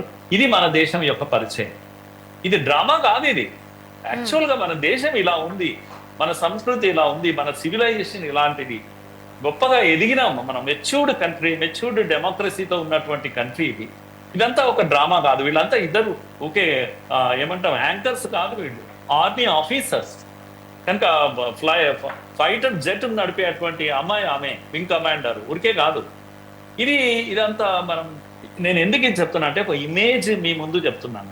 What is our image, India image ఏంటంటే ఇగో ఇలా ఎవాల్వ్ అయినటువంటి ఒక ఇంక్లూజివ్ కంట్రీగా మనం ఎదిగాం. అందుకే ఈ దేశంలో ముస్లింలు, క్రైస్తవులు, ఇతర సిక్ అన్ని మతాల వాళ్ళు ఇప్పుడు ఆలోచించాలి, what is India? India is one nation, one country, one people, one culture. Culture is one, religious may be different.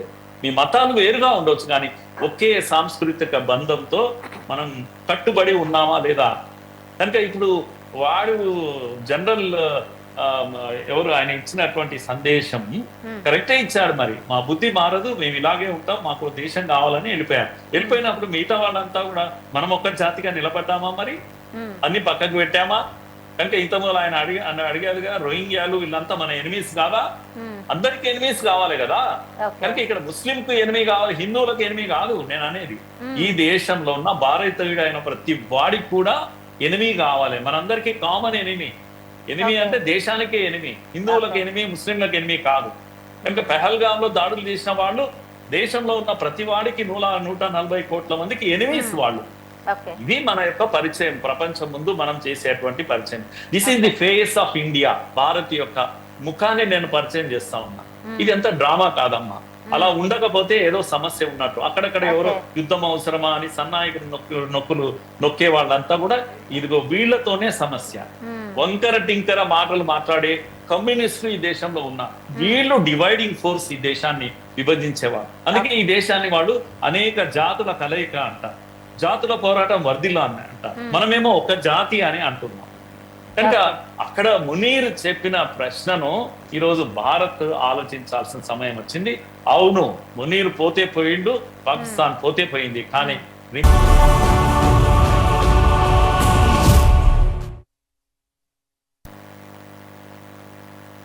Welcome back. ఉగ్రమూకలను Pakistan పెంచి పోషిస్తుంది. ఈ దుస్సాహసాన్ని కొడిగట్టింది. రెచ్చగొట్టే ధోరణిని మళ్లీ ప్రదర్శించింది. గురువారం రాత్రి క్షిపణులు, ఆత్మాహుతి డ్రోన్లు, యుద్ధ విమానాలను మన దేశంపైకి ప్రయోగించింది. సరిహద్దు రాష్ట్రాలైన జమ్మూ కాశ్మీర్, రాజస్థాన్, పంజాబ్లపైకి వాటిని వదిలింది. జమ్మూ విమానాశ్రయంతో పాటు సరిహద్దుల్లోని పలు సైనిక కేంద్రాలను లక్ష్యంగా చేసుకుంది. 35 నిమిషాల పాటు సాగిన ఈ ప్రయత్నాలను భారత్ సమర్థవంతంగా తిప్పికొట్టింది. 8 డ్రోన్లను, 3 ఫైటర్ జెట్లను కూల్చేసింది. పాక్ పైలట్ ను భారత సైన్యం బందీగా పట్టుకుంది. పాక్ దుస్సాహసంపై జాతీయ భద్రతా సలహాదారు అజిత్ దోవల్ సమీక్షించారు. అనంతరం ఆయన పూర్తి వివరాలను ప్రధాని మోదీకి తెలిపారు. పాక్ దాడి తర్వాత ఫైసలాబాద్, సరోద్గర్లోని ఆ దేశ రక్షణ వ్యవస్థను భారత్ ధ్వంసం చేసింది. వాస్తవానికి బుధవారం రాత్రి నుంచి దాడులకు ప్రయత్నిస్తున్న పాకిస్తాన్ క్షిపణులు, డ్రోన్లతో దాడి చేయడానికి 15 లక్ష్యాలను ఎంచుకుంది. దీన్ని ముందుగానే పసిగట్టిన భారత్ ఇంటిగ్రేటెడ్ కౌంటర్ మానవరహిత ఎయిర్ క్రాఫ్ట్ వ్యవస్థతో విజయవంతంగా అడ్డుకుంది. పాకిస్తాన్లోని పలు ప్రాంతాల్లో గగనతల రక్షణకు సంబంధించిన రాడార్లను, వ్యవస్థలను భారత్ గురువారం ఉదయం ధ్వంసం చేసింది. పాక్ రాజధాని నగరం ఇస్లామాబాద్లో గురువారం సైరన్ల మోత మోగింది. అదే సమయంలో ప్రధానమంత్రి షెహబాజ్ షరీఫ్ కార్యాలయంలో సమావేశం జరుగుతుండడం గమనార్హం. గురువారం రాత్రి పాక్ మళ్లీ క్షిపణులు, డ్రోన్లతో ప్రయోగించింది.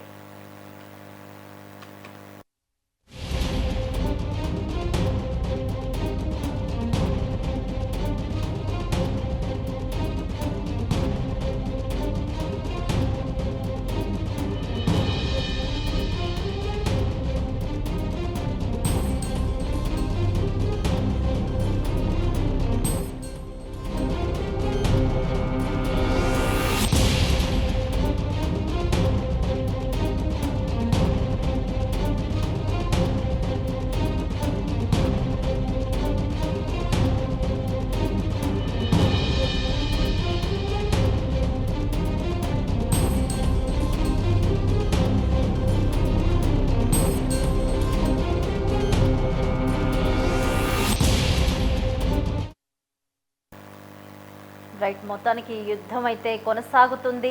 పాక్ వెనులో వణుకుపోతుంది. ప్రపంచ దేశాలు కూడా భారత్కు సంబంధించి సహాయం చేస్తున్నాయి. మరో పక్క ఏమో లక్ష్యాలనైతే ఆ దిశగా అయితే భారత్ ముందుకు తీసుకువెళ్తుందనే చెప్పాలి. భారత్కి సంబంధించి ఇదే అంశంపై మురళీ మనోహర్ గారు, అలాగే శశిధర్ గారు సిద్ధంగా ఉన్నారు. మురళీ మనోహర్ గారు చెప్పండి, ఇప్పుడు రాజ్నాథ్ సింగ్ అత్యవసర భేటీ అయినట్లయితే తెలుస్తుంది. ఈ భేటీకి సంబంధించి మనం ఏ విధంగా అనుకోవాలి ఈ భేటీ ప్రాధాన్యత? ప్రతి అడుగు కూడా ఆచితూచి వేస్తున్నటువంటి భారత్ ఇది చాలా బాధ్యతాయుతంగా వ్యవహరిస్తున్నటువంటి భారత్ ప్రపంచానికి అర్థమవుతుంది. కనుక ఊరికే ఒక ఆర్మీ ఆఫీసర్ తీసుకున్నాడు ఒక నిర్ణయం, లేకపోతే ఒక టెర్రరిస్ట్ తీసుకున్నాడు ఒక నిర్ణయం కనుక జరిగిపోతుంది అనేది పాకిస్తాన్ పరిస్థితి అలా ఉంటుంది. మన దగ్గర అలా కాదు కనుక రక్షణ మంత్రి కానీ ప్రైమ్ మినిస్టర్ కానీ series of meetings, not 1 or 2, day and night జరుగుతూ ఉంది. భద్రతా దళాల అధిపతులతోటి, సిడిఎస్ తోటి, లేకపోతే డోవల్ గారితో, ఇవన్నీ కూడా ఏం తెలియజేస్తున్నాయంటే మనం వేసే ప్రతి అడుగు ఇక 140 కోట్ల భారతీయుల యొక్క అడుగు అది కనుక ఇప్పుడు కూర్చున్నారంటే ఇమీడియట్ గా మన వ్యూహం ఏంటి, ప్రతి దాడులు ఏ విధంగా ఉంటున్నాయి. మన దగ్గర ఆయుధాలు ఉన్నాయి, కొరత లేదు. మన దగ్గర డబ్బు ఉంది, కొరత లేదు. మన దగ్గర ఏ కొరత లేదు. కానీ ఇర్రెస్పాన్సిబుల్ గా మనం ఉండలేము, బాధ్యత రహితంగా ఉండలేము. ఒక కామన్ మ్యాన్ చంపం మనం. రోడ్డున పోయే ఓ దారిలేని దానయ్యను చంపే దేశం కాదు మనది. అందుకే ఇప్పుడు ఈ యొక్క మీటింగ్స్ అన్ని కూడా రేపు తప్పకుండా దీన్ని ఏం చేస్తామంటే ఇంటెన్సిఫై చేస్తాం, తీవ్రతను పెంచుతాం. ఎలా పెంచుతాం? ఉదాహరణకు పహల్గాం తర్వాత ఏమైంది, ఇంకా తెలియదు, మేమంతా వెనకాల నిలబడ్డాం కదా, ఇలాంటి మాటలన్నీ వచ్చాయి. ప్రభుత్వము 10 రోజులు 14 రోజులు అలా వెయిట్ చేస్తూ వచ్చింది. ఎందుకు అని అంటే మనం ఊహించని రీతిలో 9 స్థలాల్లో ఆ ఉగ్రమూకల పైన మాత్రమే టార్గెటెడ్ కిల్లింగ్ మనం చేశాం. 100 మంది ప్రభుత్వం ఇప్పుడు ఇస్తున్నటువంటి లెక్క, కానీ చాలా ఎక్కువ ఉంది. ఒక్క గ్రామంలోనే హఫీజ్ వాడు మసూద్ ఉన్నటువంటి దగ్గరనే 1770 మంది చనిపోయారు లెక్క. కానీ మనం క్లెయిమ్ చేస్తున్నది కేవలం 100 మంది కంప్లీట్ గా లిస్టెడ్ ఉగ్రవాదులు 100 మంది. కనుక ఇలాంటి ఒక బాధ్యతాయుతంగా పోతున్నాం. నెక్స్ట్ ఏం స్టెప్ ఉంటుంది? ఎందుకంటే స్పందన తీవ్రంగా ఉండాలి. చండీగఢ్ లాంటి ప్రధానమైన నగరాలపై టార్గెట్ చేస్తున్నప్పుడు మనం ఎలా వ్యవహరించాలి? కనుక ఇప్పుడు కాస్త భయభ్రాంతులను చేయాలి. ఇంకా గీత గీసుకొని గెరగీసుకొని ఉంటామా? ఎంత పోనీ బ్రేక్ చేస్తే ఎంత దూరం బ్రేక్ చేస్తాం? నేను అనుకుంటున్నాను నెక్స్ట్ ఇప్పుడు టార్గెట్ ఆర్మీ అవుతుంది, ప్రజలు కాదు ఇప్పుడే, కానీ ఆర్మీ అవుతుంది. ఆర్మీ క్యాంప్స్ పైన ఒక పెద్ద దాడి జరగబోతుంది. ఇప్పటికే మనము కరాచీ దీనిపైన చేశాం కనుక నేవల్ దీనిపైన దాడి చేశాం. నెక్స్ట్ ఇమీడియట్ గా చాలా పెద్దగా, ముఖ్యంగా పంజాబ్ ప్రాంతంలో ఉన్నటువంటి head quarters, army head quarters లాంటివి సెలెక్ట్ చేసి దాడి చేస్తారు. తప్పకుండా తీవ్రంగా దెబ్బతీస్తారు, లేవలేని విధంగా దెబ్బతీస్తారు అని మాత్రం నేను అనుకుంటున్నాను. అయితే మురళీ మనోహర్ గారు, ఇప్పుడే బ్రేకింగ్ చూస్తే ఏంటంటే చైనా దీనికి సంబంధించి ఉగ్రవాదాన్ని వ్యతిరేకిస్తున్నట్లు ప్రకటన చేసింది. సో చైనా మోడల్ PL-15ని ప్రయోగించింది పాకిస్తాన్, కానీ ఇది పేర్లేదు. ఇదంతా కూడా చైనా అంటే పాకిస్తాన్ కు మూడింది అని అర్థం. దీని అర్థం ఏంటంటే పాకిస్తాన్ కు మూడింది, వాళ్ళ ఆయుధాలు పనిచేయలేనటువంటి ఒక పరిస్థితి. చైనా అలా మాట్లాడింది అంటే అర్థమైంది అని అంటే ఒక స్టెప్ వెనక్కి వేస్తున్నట్టే లెక్క. కనుక టెర్రర్ గ్రూప్స్ కు సపోర్ట్ చేయలేనప్పుడు చైనా మరి ఎవరికి సపోర్ట్ చేస్తుంది? పాకిస్తాన్ అంటేనే టెర్రర్ కంట్రీ, పాకిస్తాన్ అంటేనే రోగ్ కంట్రీ. కనుక మరింత బలహీనపడ్డట్టు. ఒక్కొక్క దేశము వెనక్కి అడుగు ఇస్తే పాకిస్తాన్ తప్పకుండా ఎస్కలేషన్ చేయగలిగింది కానీ ఎస్కలేషన్ చేయలేకపోతుంది. ఎందుకంటే ఒకటి అడ్డొస్తుంది, అడ్డొస్తుంది పాకిస్తాన్ కు. కనుక ఏదో ఒక దేశం ముందుకు వచ్చి మేము ఉన్నాము, మీరు ఆపండి అని చెప్పాలి. చెప్తే ఆపేస్తారు ఇమ్మీడియట్ గా. దానికొరకు ఇప్పుడు ఈ ఆమరణ నిరాహార దీక్ష కూర్చున్న వాడు ఎదురు చూస్తుంటారు, ఎవడొచ్చి ఒక గ్లాసు మంచినీళ్ళు ఇస్తారా ఆపేద్దామని. ఎందుకంటే చచ్చే చావు వచ్చింది. వీడు కూడా అంతే ప్రారంభించాడు. నేను ఇంతకుముందు చెప్పాను, ఎప్పుడూ ప్రారంభిస్తుంది చైనా స్టోరీ అని ప్రారంభిస్తుంది, కానీ అంతం చేయడం మన చేతిలో ఉంటుంది. ఎన్నడూ క్లోజ్ చేయాలి, ఎలా క్లోజ్ చేయాలి అనే విషయం మన చేతిలో ఉంటుంది. తప్పకుండా మన టార్గెట్స్ రీచ్ కాకుండా మనం మాత్రం ఈసారి యుద్ధం ఆపే పరిస్థితే ఉండదు. మోడీ గారు కృత నిశ్చయంతో కూర్చొని ఉన్నారు. ఏదో ఒకటి ఇందిరాగాంధీ బంగ్లాదేశ్ ను విడగొట్టి గొప్ప పేరు తెచ్చుకున్నది. మోడీ గారు కూడా తప్పకుండా పాకిస్తాన్ ను ముక్కలు చేసి మాత్రమే ప్రైమ్ మినిస్టర్ గా ఈ దేశంలో కలకాలం, దేశం ఉన్నంత కాలం వారి పేరు ఉండిపోతుంది. అలాంటి ఒక నిర్ణయం తప్పకుండా జరుగుతుందమ్మా. నేను అందరూ ప్రజలంతా అనుకుంటున్నటువంటి విషయం, ప్రజలందరూ కోరుకుంటున్నారు. మురళీ మనోహర్ గారు ఖచ్చితంగా ఇప్పుడు ఉగ్రవాదానికి అంతం పలకాల్సిందే అని కోరుకుంటున్నారు. ఖచ్చితంగా మీరు లైన్ లో ఉండండి, శశిధర్ గారితో మాట్లాడదాం. శశిధర్ గారు, రైట్, లైన్ కట్టేనట్లుంది. సార్, ఇప్పుడు అంటే యుద్ధం వస్తుంది, సో అది బోర్డర్లో కావచ్చు, లేకపోతే ప్రజల జనావాసాల మధ్య కావచ్చు. ఏపీ తెలంగాణ దగ్గర యుద్ధం వస్తే అసలు పరిస్థితి ఎలా ఉంటుంది? ప్రజలు ఎలా ఆర్థికంగా ఎట్లా ఇబ్బంది పడతారు, ఇంకా ఎటువంటి సమస్యలు వస్తాయి అని అనుకోవచ్చు?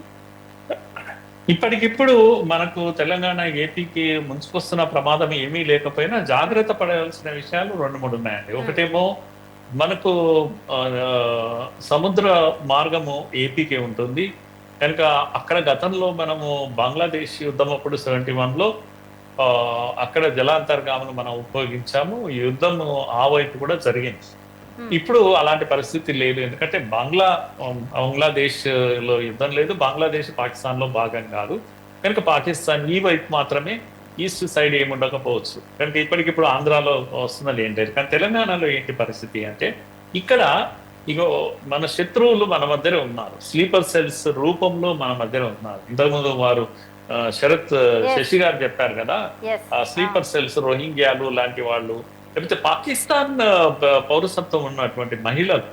ఈ దేశంలో మొన్న ఒక ఆర్టీఐ, ఆయన పేరు గుర్తు రావాలి, సుప్రీంకోర్టు లాయరు, చాలా ఏళ్లుగా పనిచేస్తున్నాడు. ఆయన తేల్చి చెప్పినటువంటి విషయం ఏంటంటే 5,000 మంది మహిళలు భారతీయులే కానీ పాకిస్తాన్ అబ్బాయిలను పెళ్లి చేస్తున్నారు, వాళ్ళకి పిల్లలు ఉన్నారు. ఈ 5,000 మందికి తండ్రులు లేరు, వాళ్ళంతా పాకిస్తాన్ లో ఉన్నారు, పిల్లలు ఉన్నారు. టోటల్ గా ఒక కొన్ని లక్షల మంది పిల్లలు, వీళ్ళ పిల్లలు, ఈ సరే 5 కాదు 5 లక్షల మంది మహిళలు, సుమారుగా 25 లక్షల మంది పిల్లలు పాకిస్తాన్ పౌరులు కాదు, భారత్ పౌరులు కాదు, అలాంటి పిల్లలు ఈ దేశంలో ఉన్నారు. ఇది మొన్న తేలినటువంటి విషయం, వీసాల రద్దు తర్వాత బయటికి వస్తున్నటువంటి విషయాలు. ఇలాంటివి దేశంలో ఎన్నున్నాయో తెలియదు. ముఖ్యంగా హైదరాబాద్ చాలా పెద్ద కేంద్రం అవుతుంది. ఈ విషయాలు బయట పెట్టగలిగితే ఈ దేశం శుభ్రం అవుతుంది. మన ఎనిమీస్ మన పక్కన పడుకొని ఉన్నాడు, ఎప్పుడు బాంబు పేలుస్తాడో తెలియదు. మనం చూసాము ఒకప్పుడు దిల్సుఖ్నగర్ లో బాంబు ఎప్పుడు పేలుతుంది, లేకపోతే గోకుల్ చాట్ లో ఎప్పుడు పేలుతుంది. ఇలాంటివి ఇప్పుడు లేవు అని అంటే అర్థము శత్రువు లేడనిగా, శత్రువు పడుకొని ఉన్నాడు, లేస్తాడు. కనుక ఇవన్నీ కూడా ప్రమాదాలు ఉన్నాయమ్మా, కొంచెం ఉన్నాయి. అయితే ఇప్పుడే అప్డేట్ అందుతుంది, సేఫ్ హౌస్ కు పాకిస్తాన్ ప్రధాని వెళ్ళినట్లయితే తెలుస్తుంది. మరి అంటే అత్యవసర పరిస్థితిని కూడా పాకిస్తాన్ లో ప్రకటించినట్టు తెలుస్తుంది. అంటే అత్యవసర పరిస్థితి ప్రకటించారంటే ఇంకెలా ఊహించుకోవచ్చు? ఎమర్జెన్సీ మనోనే డిక్లేర్ చేసింది పాకిస్తాన్ ప్రభుత్వం.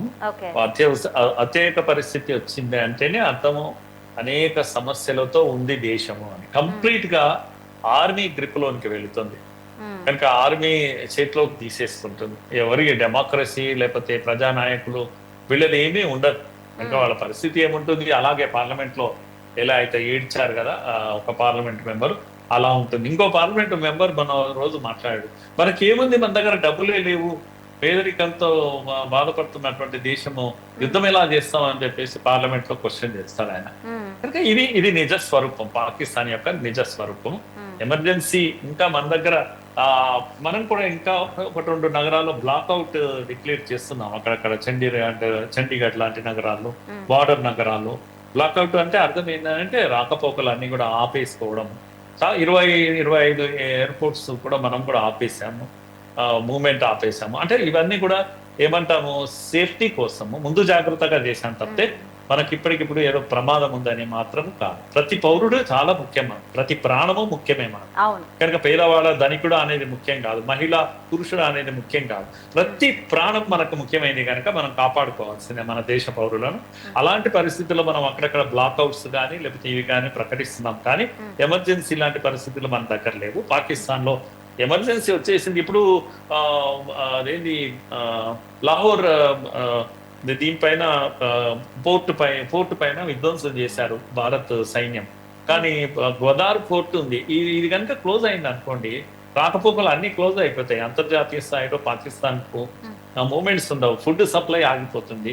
ఎందుకంటే ఫ్లైట్స్ ఎగరడం లేదు, ఇప్పుడు ఫ్లైట్స్ అన్ని కూడా ఇంటర్సెప్ట్ చేస్తున్నాం, మనం దాడులు చేస్తూ ఉన్నాం, ఎగురితే దాడి గురవుతాయి. చాలా పెద్ద పెద్ద ఫ్లైట్స్ అన్ని కూడా జెట్ ఫ్లైట్సే దాడులకు గురైపోతా ఉన్నాయి. కనుక మామూలు ఫ్లైట్స్ ఎవరు దిక్కుండదు, కనుక ఫ్లైట్స్ ఆగిపోయాయి, పోర్టులు ఆగిపోయినాయి, మరి వాళ్ళకు రాకపోకలు ఎక్కడ ఉన్నాయి, దేశం కట్ ఆఫ్ అయిపోయింది ప్రపంచంతో.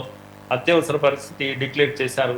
ఇక్కడ మన దగ్గర ఇండస్ వ్యాలీ నుంచి వాటర్ ఆగిపోయింది, లేకపోతే ట్రేడ్ ఆగిపోయింది, మన దగ్గర నుంచి మిగతా దేశాల నుంచి కూడా బిజినెస్ లేదు, ఎక్స్పోర్ట్స్ ఇంపోర్ట్స్ అన్ని ఆగిపోయినాయి. ఏం చేస్తున్నాం మన దేశం? స్కూలు కాలేజీలు అన్ని బంద్ చేసుకున్నారు, ఎన్ని రోజులు ఉంటుందమ్మా ఒక దేశం అంటే? ఉమ్, 2 రోజులు 3 రోజులు దాటింది, 1 వీక్ దాటిందంటే అంతే. కుతకుతలు ఆడిపోతుంది దేశం అంతా కూడా. ఉమ్. అయితే మురళీ మనోహర్ గారు, ఇప్పుడు పాక్ వగ్ర బుద్ధి బయటపడింది, యుద్ధం జరుగుతుంది, కానీ సహాయం అనేది ఇతర దేశాలు చేస్తాయని అనుకోవచ్చా మనం? మరి చైనా లాంటి దేశమే అలా మాట్లాడినప్పుడు ఉమ్, ఆ చైనా పాకిస్తాన్కి వచ్చిన సమస్య నేను ఇంతకుముందు చెప్పినట్టుగా వాళ్ళు అమెరికాకు అండగా నిలబడేవాళ్ళు. ఒక పీస్ ఆఫ్ ల్యాండ్ అమెరికాకు ఇక్కడ ఉండేవి, ఎందుకంటే చైనా పక్కకు భారత్ పక్కకు మాకు కావాలి అని. ఇప్పుడు వాళ్ళకు సహాయం అందించేంత అవసరాలు కూడా వాళ్ళకి లేవు పాపం. అమెరికా కూడా వీళ్ళకి సహాయం ఇస్తే వాళ్ళకి వచ్చేది ఏం లేదు. ఉంటే ఏంటే కాస్త చైనాకే ఉంది. ఇంకా ఒకవేళ ఎందుకంటే వాళ్ళ సహాయం డబ్బులు చేస్తే రాబట్టుకోవాలి, వాళ్ళ డబ్బులు రావాలి, నెగిటివిటీ, చాలా ఇవ్వాలి కనుక సహాయం చేస్తే చైనా కొద్దిగా అవసరం ఉంటుంది. సహాయం చేస్తే నెగిటివిటీ ఏర్పడే అవకాశం ఉందనుకోవచ్చా ప్రపంచ దేశాలలో పాకిస్తాన్కి సహాయం చేస్తే? అది చాలా ముఖ్యమైన విషయం మీరు అన్నారు. సౌదీ లాంటి ఇస్లామిక్ కంట్రీస్ అన్ని కూడా నెగిటివ్ గా ఉన్నాయి పాకిస్తాన్ పైన. ఏ ఒక్కరి కూడా పాజిటివ్ గా కనీసం అంటే రిలీజియస్ లైన్ లో చూసినట్టయితే మత సంబంధమైన ప్రేమ ఏదైనా ఉంటే ఆయిల్ కంట్రీస్ సహాయం చేయాలి. కానీ వాళ్ళే ఎనిమీస్ గా ఉన్నారు. వాళ్ళే పాకిస్తాన్ కు కనీసం హమాస్ కన్నా కొద్దిగా ఇస్లామిక్ కంట్రీస్ సపోర్ట్ చేశాయి, కానీ ఈరోజు పాకిస్తాన్ కు అలాంటి సానుభూతి లేదు. సానుభూతి భారత్ పైన ఉంది. ఎందుకో ఏమో ప్రపంచం అంతా సానుభూతి భారత్ పైన చూపిస్తుంది. మొన్నటి పహల్గాం దాడుల తర్వాత వీడి పైన కొద్ది కూడా ఎవరికి అరే పోనీలే పాపం అనేటువంటి పరిస్థితి కూడా లేదు. భారత్ సత్తా చూస్తుంది, దిక్కుమాలిన దాడి వాళ్ళు చేసినటువంటి భారత్ సత్తా చూస్తుంది. ఇప్పుడు ప్రపంచ దేశాలు భారత్ సత్తా ఏంటో చూస్తున్నాయి. భారత్ ను కదిలిస్తే ఎలా ఉంటాయి పరిణామాలు అనేది తెలుస్తుంది. ఇప్పుడు మొదటిసారమ్మా ఇంత పెద్ద అంటే కలిసి కట్టుగా ప్రపంచాన్ని ఒంటి చేత్తో మనము మన దగ్గర పెట్టుకొని మనము వాళ్ళను మెప్పించి ఒప్పించి మనతో పెట్టుకొని మనం ముందుకు వెళ్ళడం ఏదైతుందో ఇది లీడర్షిప్ యొక్క గొప్పతనం. ఇది లీడర్షిప్ అంటే కనుక లీడర్షిప్ కారణంగా మనము ఆ మధ్య కాలంలో అంటే మళ్ళీ రాజకీయాలు మనకు అవసరం లేదు ఈ టైంలో, కానీ ప్రధానమంత్రి చాలా ఎక్కువ పర్యటన చేస్తున్నాడు, అసలు దేశంలోనే ఉండడం లేదు, ఎంతసేపు విదేశాల్లోనే తిరుగుతుంటాడు అనే ఒక అపవాదు కూడా ఆయన ఎదుర్కొన్నాడు. నేను ఎప్పుడు అంటూ ఉంటాను, ఏదైనా ఒక ఎక్సర్సైజ్ జరిగితే ఫలితము వెంటనే ఉండదమ్మా. కానీ ఎన్ని దేశాలకు వెళ్ళారు, చిన్న చిన్న దేశాలకు వెళ్ళారు, ముఖ్యంగా ఇస్లామిక్ కంట్రీస్ పశ్చిమేషియా దేశాలకు విపరీతంగా వెళ్ళారు. ఆ వెళ్ళిన ఫలితం ఏంటి? ఇప్పుడు పశ్చిమేషియా దేశాల్లో సౌదీ కంట్రీస్ లో మన దేవాలయాలు వెళ్లి విరుస్తున్నాయి, వెల్కమ్ చేస్తున్నారు, రెడ్ కార్పెట్ వెల్కమ్ చేస్తున్నారు. మనకు యూరోప్ కంట్రీస్ లో భారతీయులను తలెత్తుకొని నిలబడ్డారు, మనం అంటే గర్వంగా చూస్తున్నారు మనము. అయితే మన యొక్క స్టేటస్ పెరిగింది. ఇప్పుడు ఆపద సమయంలో ప్రపంచం అంతా కూడా మనతో నిలబడేటువంటి ఒక పరిస్థితి ఏదైతుందో ఇది huge exercise. It has not gone waste గా పోలేదు. మనం చేసినటువంటి శ్రమ ఏదైతుందో అది వృధా పోలేదు. అందుకని మనం ఎప్పుడు కూడా వెంటనే రిమార్క్స్ పాస్ చేయకూడదు. ఎందుకు అలా తిరుగుతున్నాడు పిచ్చోడ్లాగా ప్రధానమంత్రి లాంటి మాటలు మనం మాట్లాడకూడదు. అందుకే నేను ఈ క్రెడిట్ తప్పకుండా కొంత మోడీ గారికి చెందుతుంది. ఓకే మురళీ మనోహర్ గారు, మనం డ్రైవ్ లో షార్ట్ బ్రేక్ తర్వాత మాట్లాడతాం. రైట్, డ్రైవ్ లో షార్ట్ బ్రేక్ తీసుకుందాం.